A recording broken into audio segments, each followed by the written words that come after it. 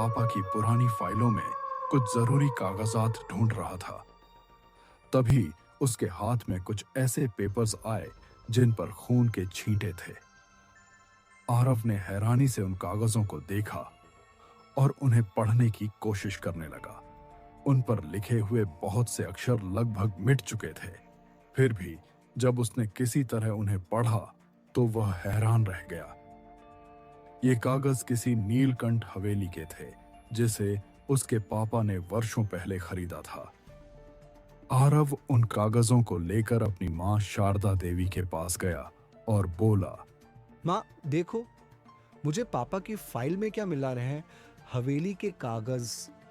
यह सुनते ही शारदा देवी ने घबराकर उसके हाथ से वे कागज छीन लिए और बोली, तुझे किसने कहा था इन्हें हाथ लगाने के लिए? मैं आज इन्हें जला ही देती हूँ। ये क्या बोल रही हो माँ? आरव परेशान सा बोला। पहले तो मुझे यही समझ में नहीं आ रहा कि जब पापा के पास ये हवेली थी तो आज तक हम सब इस सड़े हुए किराए के मकान में क्यों रह रहे हैं। पापा ने कभी इस हवेली का जिक्र तक नहीं किया और तुम इन्हें जलाने की बात कर रही हो। उन कागजों को देखते हुए शारदा देवी की आंखों में आंसू आ गए। उन्होंने उन्हें पोंछते हुए किसी तरह खुद को संभाला और बोली, अब तू बड़ा हो गया है, इसीलिए आज मैं तुझे सारी बातें बताती हूँ। यह बात तब की है जब मेरी और तेरे पापा की नई नई शादी हुई थी।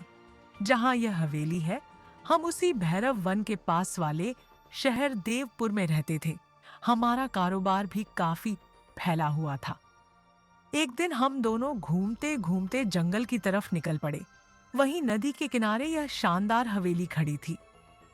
यह इतनी सुंदर थी कि एक ही नजर में मुझे भा गई और मैंने इसे खरीदने की जिद ठान ली। तेरे पापा ने मेरी वह जिद पूरी कर दी और जल्दी ही यह हवेली हमारी हो गई।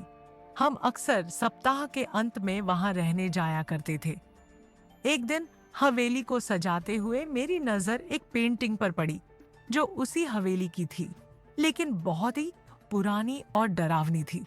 मैंने उसे दीवार से उतारकर कूड़ेदान में फेंक दिया। बस उसी पल सब कुछ बदल गया। हवेली में मानो तूफान आ गया। दीवारों में दरारें पड़ गईं और वहां से खून रिसने लगा। इससे पहले कि हम कुछ समझ पाते, अलमारी से निकलकर हवेली के कागज हवा में नाचने लगे और उन पर खून के छींटे पड़ने लगे। तभी वातावरण में एक भयानक आवाज गूंजी, अगर अपनी जान बचानी है तो अभी के अभी यहाँ से चले जाओ और कभी वापस मत आना। हम जैसे तैसे वहां से बाहर निकल पाए, लेकिन न जाने मुझे क्या सूझी कि मैं हवेली के कागज समेटकर अपने साथ ले आई। अब लगता है कि वही मेरी सबसे बड़ी भूल थी। शारदा देवी की आवाज भर्रा गई। इस घटना का तेरे पापा के दिमाग पर बहुत बुरा असर पड़ा। धीरे धीरे हमारा कारोबार डूबता चला गया। अपनों ने हमारा साथ छोड़ दिया। मजबूरी में हम इस शहर में आ गए। तेरे पापा नौकरी करने की हालत में नहीं रह गए थे, इसलिए घर की सारी जिम्मेदारी मुझे उठानी पड़ी। बाकी सब कुछ तू जानता ही है। तेरी नौकरी लगने से पहले हमने कैसे कैसे दिन गुजारे। अपनी मां से पूरी कहानी सुनकर आरव बिल्कुल खामोश हो गया। उसने नीलकंठ हवेली के कागज वापस फाइल में रख दिए और बिना कुछ कहे दफ्तर जाने की तैयारी करने लगा। लेकिन उसे क्या पता था कि यह कहानी यहीं खत्म नहीं होने वाली थी। दफ्तर समय भी आरव का मन अशांत था। उसकी मां की बताई बातें बार बार उसके दिमाग में घूम रही थी। नीलकंठ हवेली, भैरव वन, खून से सने कागज और वह डरावनी आवाज, सब कुछ किसी भयानक सपने जैसा लग रहा था। ऑफिस में भी उसका ध्यान काम में नहीं लग रहा था। तभी उसके मोबाइल पर एक अनजान नंबर से कॉल आया। हेलो, कौन? उधर से एक भारी और रहस्यमयी आवाज आई। अगर तू सच में अपने पिता की हालत सुधारना चाहता है तो आज शाम मुझसे मिल। आरव ने घबराकर पूछा, कौन बोल रहे हैं आप? मेरा नाम विक्रम है। मैं उन चीजों के बारे में जानता हूं जिनसे तू और तेरा परिवार परेशान है। यह सुनते ही आरव चौकन्ना हो गया। आप मेरे परिवार के बारे में क्या जानते हैं? नीलकंठ हवेली भैरव वन और उस हवेली में कैद बुरी शक्तियां। फोन अचानक कट गया। आरव के हाथ से मोबाइल छूटते छूटते बचा। उसे समझ नहीं आ रहा था कि यह विक्रम कौन है और उसे इन सब बातों की जानकारी कैसे है। शाम होते होते आरव बताए गए पते पर पहुंच गया। वह जगह शहर के बाहरी इलाके में थी। एक पुरानी सी इमारत जिसके बाहर काले रंग का झंडा लटका हुआ था। अंदर जाते ही धूप बत्ती और अगरबत्ती की तेज गंध महसूस हुई। चारों तरफ अजीब अजीब तांत्रिक चिन्ह बने हुए थे। तभी सामने से एक व्यक्ति निकला। लंबा दुबला, माथे पर तिलक और आंखों में अजीब सी चमक। मैं ही हूं विक्रम, उसने मुस्कुराते हुए कहा। और मैं जानता हूं कि तेरे पिता पर किस चीज का साया है। आरव ने सारी कहानी उसे सुना दी। नीलकंठ हवेली, पेंटिंग, आवाज, कारोबार का डूबना, पिता की मानसिक हालत। सब सुनने के बाद विक्रम ने गंभीर स्वर में कहा, तेरे पिता को जिस शक्ति ने तोड़ा है, वही शक्ति अब भी उस हवेली में मौजूद है। अगर उसका अंत नहीं किया गया तो तेरे पिता कभी ठीक नहीं होंगे। तो इसका इलाज क्या है? आरव ने बेसब्री से पूछा। विक्रम ने धीमी आवाज में कहा, हमें नीलकंठ हवेली में वापस जाना होगा। आरव घबरा गया। माँ ने साफ कहा था कि वहां लौटना मौत को बुलाने जैसा है। विक्रम हल्का सा हंसा। डरने से कुछ नहीं होगा। मैं तंत्र विद्या जानता हूँ। मेरे गुरु महाकालेश्वर ने मुझे यह सब सिखाया है। उनकी शक्तियों से उस हवेली की बुरी आत्मा को हमेशा के लिए खत्म किया जा सकता है। आरव असमंजस में था। एक तरफ मां की चेतावनी, दूसरी तरफ पिता की बिगड़ती हालत। कुछ पल सोचने के बाद उसने कहा, ठीक है, मैं आपके साथ चलूंगा। अगले ही दिन आरव और विक्रम नीलकंठ हवेली की ओर निकल पड़े। जैसे जैसे गाड़ी भैरव वन के पास पहुंच रही थी, माहौल अजीब होता जा रहा था। हवा ठंडी हो गई थी, पेड़ बिना हवा के हिल रहे थे और आसमान पर काले बादल छा गए थे। नीलकंठ हवेली दूर से ही डरावनी लग रही थी। टूटी खिड़कियां, झड़ चुकी पुताई और दीवारों पर सूखे खून के निशान। हवेली के अंदर कदम रखते ही दरवाजा अपने आप जोर से बंद हो गया। पूरा कमरा अंधेरे में डूब गया। तभी वही पुरानी आवाज फिर गूंजी, मैंने कहा था कभी वापस मत आना। आरव का दिल जोर जोर से धड़कने लगा। विक्रम ने उसकी तरफ देखकर कहा, डर मत, असली खेल अब शुरू होगा। हवेली की दीवारों पर टंगी वही पुरानी पेंटिंग अचानक अपने आप जलने लगी। धुएं के बीच एक भयानक आकृति उभरने लगी और तभी आरव को महसूस हुआ कि विक्रम की आंखों में जो चमक थी वह सामान्य नहीं थी। पेंटिंग के जलते ही पूरा कमरा लाल रोशनी से भर गया। धुएं के बीच से एक विकराल आकृति उभरने लगी। उसकी आंखें अंगारों की तरह जल रही थीं और शरीर से काला धुआं निकल रहा था। आरव डर से पीछे हट गया। ये क्या है विक्रम? विक्रम ने बिना डरे जमीन पर तांत्रिक चिन्ह बनाते हुए कहा, यही है नीलकंठ हवेली की असली मालिक, वही शक्ति जिसने तेरे पिता को तोड़ा। वह आकृति जोर से हंसी। उसकी आवाज से पूरी हवेली कांप उठी। मैं किसी की गुलाम नहीं हूँ, बल्कि यह हवेली मेरी साधना का केंद्र है। अचानक उस आकृति की नजर विक्रम पर पड़ी। तू यहाँ किसके साथ आया है विक्रम? क्या अपने गुरु महाकालेश्वर की तरह तू भी मुझे बांधना चाहता है? यह सुनते ही आरव चौंक गया। महाकालेश्वर, वही जिनका नाम आप ले रहे थे? विक्रम के चेहरे पर अजीब सी मुस्कान फैल गई। हाँ आरव, वही महाकालेश्वर जिन्होंने इस हवेली को अपनी साधना से जीवित किया था। क्या मतलब? आरव घबरा कर बोला। विक्रम उठ खड़ा हुआ और पहली बार उसकी आवाज कठोर हो गई। तेरी माँ ने जो कहानी तुझे बताई वह अधूरी थी। सच यह है कि महाकालेश्वर ने इस हवेली में वर्षों तक तंत्र साधना की थी। इस पेंटिंग के जरिए उन्होंने अपनी आत्मा को हवेली से बांध दिया था, लेकिन साधना अधूरी रह गई और वही शक्ति भटकती आत्मा बन गई। आरव का सिर चकराने लगा। तो मेरे पिता? हाँ, विक्रम बोला। जिन कागजों को तेरी माँ साथ ले आई थी वे इस आत्मा से जुड़े थे। उसी दिन से यह शक्ति तुम्हारे परिवार से जुड़ गई। अचानक विक्रम जोर से हंस पड़ा। लेकिन अब समय बदल गया है। आरव ने डरते हुए पूछा। तुम क्या करना चाहते हो? विक्रम की आंखें लाल हो गईं। मैं वही करना चाहता हूँ जो मेरा गुरु नहीं कर पाया, इस शक्ति को पूरी तरह अपने कब्जे में लेना। यह सुनते ही वह भयानक आकृति जोर से चीखी। तू ऐसा नहीं कर सकता। विक्रम ने अपनी मुट्ठी में राख निकाली और मंत्र पढ़ने लगा। हवेली की दीवारों से खून बहने लगा। छत से काली लकीरें नीचे गिरने लगी। आरव समझ गया कि वह बहुत बड़ी गलती कर चुका है।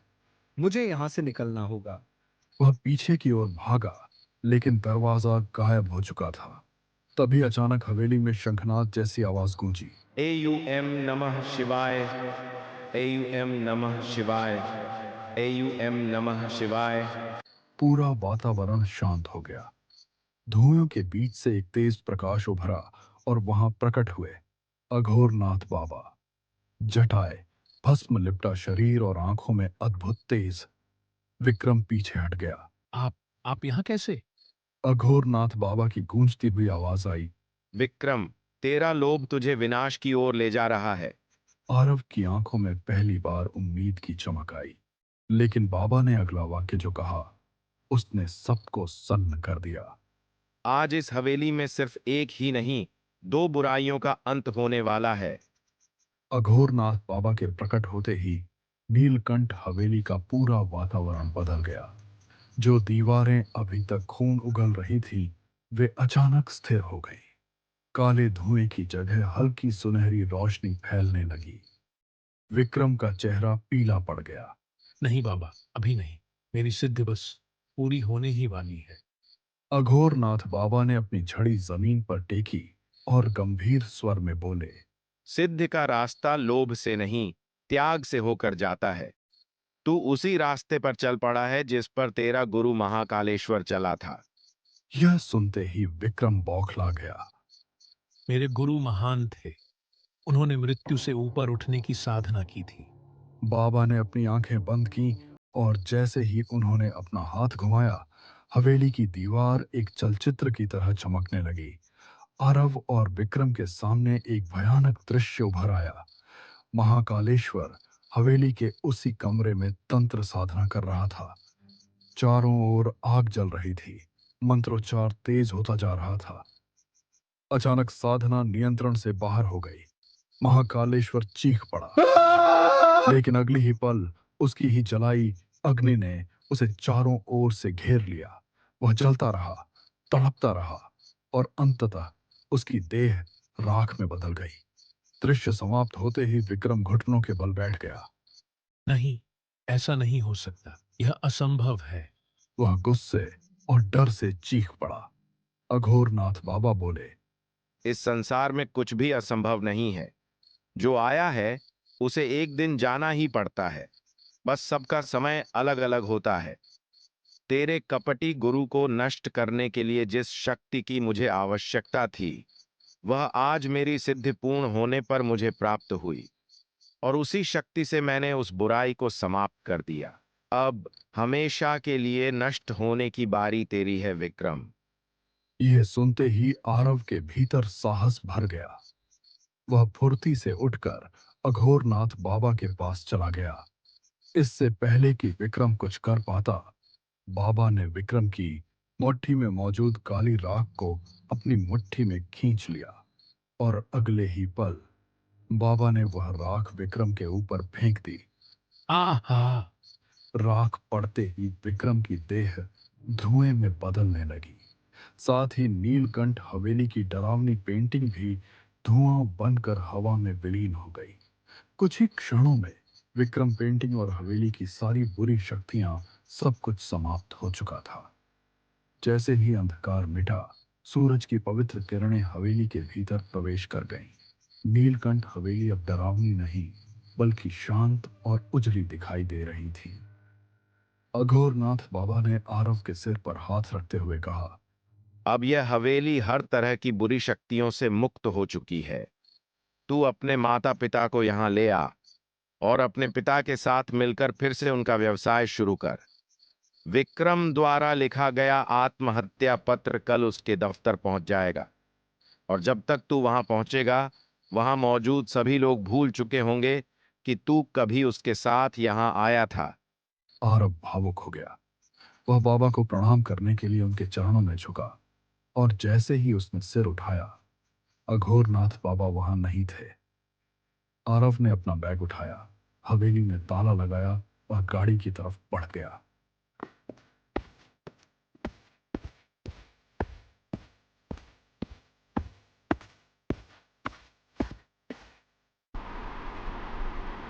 वापस जाते समय वह खुश भी था और उदास भी। खुश इसलिए कि उसके पिता की मेहनत से खरीदी गई नीलकंठ हवेली अब भूतिया नहीं रही थी, और दुखी इसलिए कि उसने बिना सोचे समझे विक्रम जैसे धोखेबाज पर भरोसा कर लिया था। आरव सीधे अपने शहर लौट आया। रास्ते भर उसके मन में नीलकंठ हवेली की घटनाएं घूमती रहीं।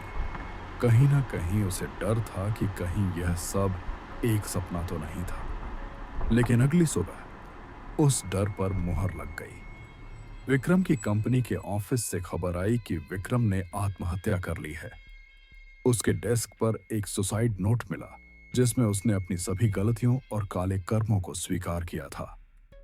सबसे चौंकाने वाली बात यह थी कि किसी को भी याद नहीं था कि आरव कभी विक्रम के साथ नीलकंठ हवेली गया था।